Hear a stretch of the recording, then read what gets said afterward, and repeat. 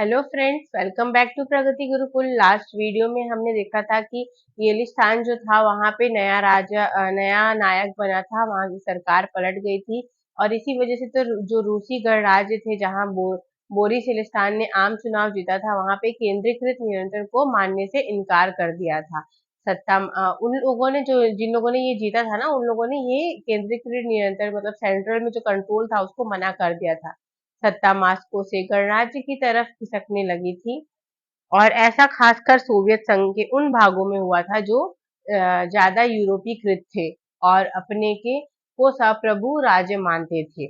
आश्चर्यजनक तौर पर मध्य एशियाई गणराज्यों ने अपने लिए स्वतंत्रता की मांग नहीं की थी। वे सोवियत संघ के साथ ही रहना चाहते थे।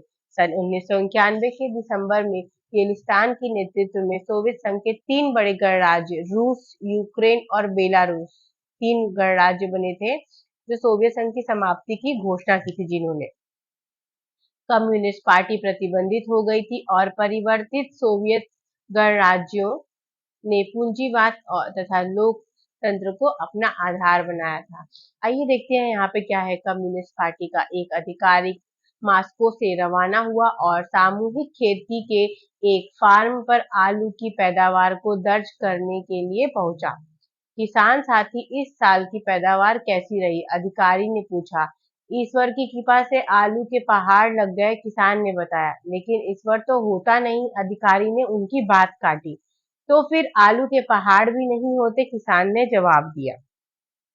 ये था वहां का जिस मतलब लोगों के बीच की बातों का मतलब कम्युनिस्ट पार्टी जो थी ना, उन लोगों से बात करने का वो साम्यवादी सोवियत गणराज्य के विघटन की घोषणा और स्वतंत्र राज्यों के राष्ट्रकूट कॉमनवेल्थ और इंडिपेंडेंट स्टेटस का गठन बाकी गणराज्यों, खासकर मध्य एशियाई गणराज्यों के लिए बहुत आश्चर्यचकित करने वाला था।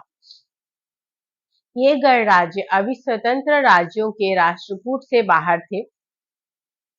इस मुद्दे को तुरंत हल कर लिया गया था। इन्हें राष्ट्रकूट का संस्थापक सदस्य बनाया गया। रूस को सोवियत संघ का उत्तराधिकारी राज्य स्वीकार किया गया था। रूस को सुरक्षा परिषद में सोवियत संघ की सीट मिली।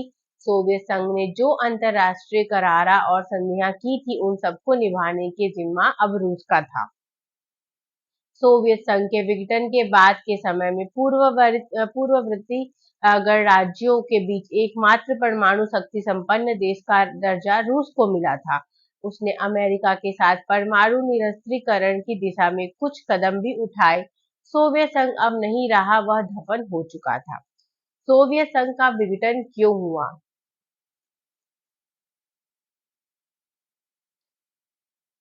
आइए देखते हैं कि ये बच्चा क्वेश्चन पूछ रहा है कि आखिर इस व्यवस्था को लोगों ने क्यों सराहा था।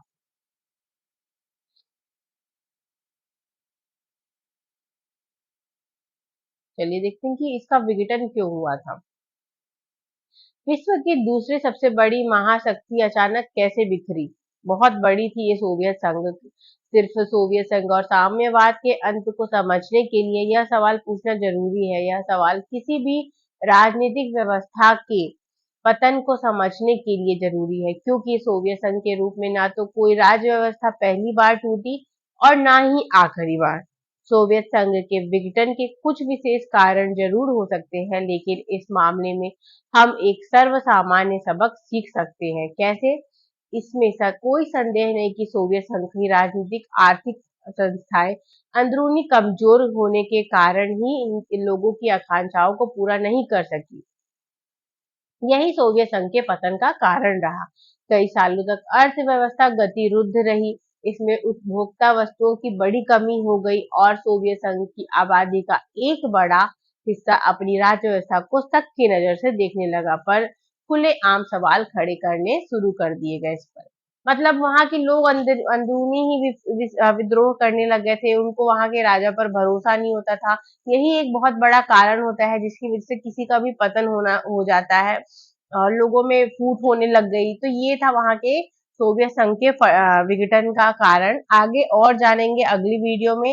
वीडियो पसंद आ रही होगी तो लाइक करिएगा और इसके पहले के पार्ट्स नहीं देखे हैं तो चैनल पर जाकर देख लीजिएगा। अपने दोस्तों में शेयर करना ना भूलें और चैनल को अगर सब्सक्राइब नहीं किया है तो प्लीज सब्सक्राइब कर लीजिए।